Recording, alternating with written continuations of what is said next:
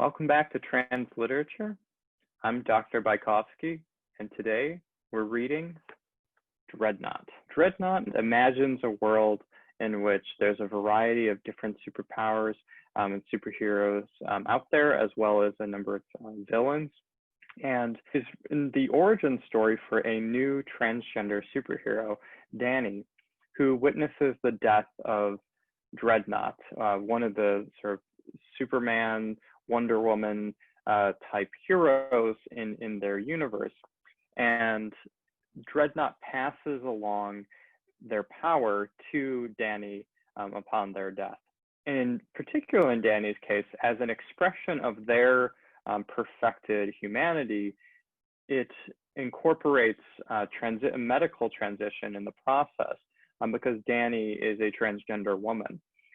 She hasn't been publicly out or transitioned in many of the spaces of her lives, but the sudden rush of these superpowers transform her body to her perfected state, which is the state often associated with the female form.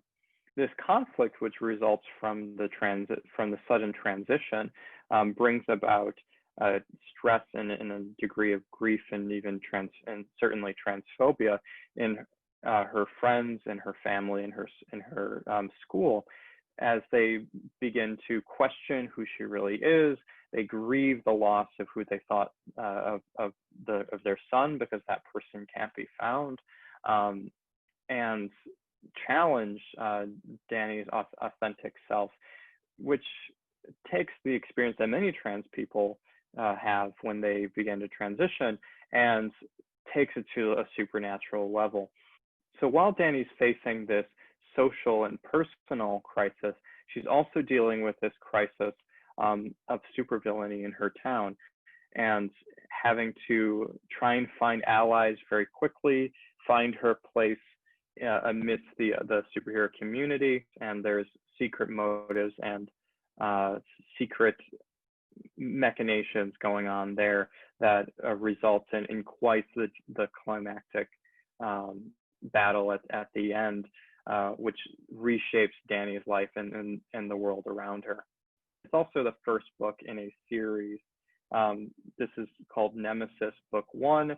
This is going to bring us into the next book and really expand on this world as Dreadnought deals with her new status quo in terms of her identity, her body, and now the changes that have come about in her world. This book doesn't do everything. It very much stays within its genre, both as a coming of age story, a transition story, and also a superhero origin story. It does a couple, by combining those, it definitely reinvigorates all of them. It certainly raises many questions about what is the nature of gender, what is the fundamental essence of the body, do these essences exist? It raises questions of ableism, again, of like what is super about these bodies that are present as hyper able-bodied. Are these really the models of perfection that we should all be looking up to and having as our role models, as our aspirational figures?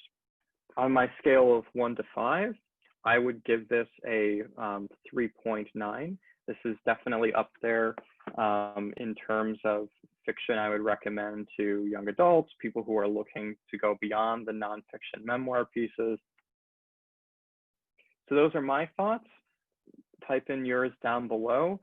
Give this video a like, and please do subscribe for future videos.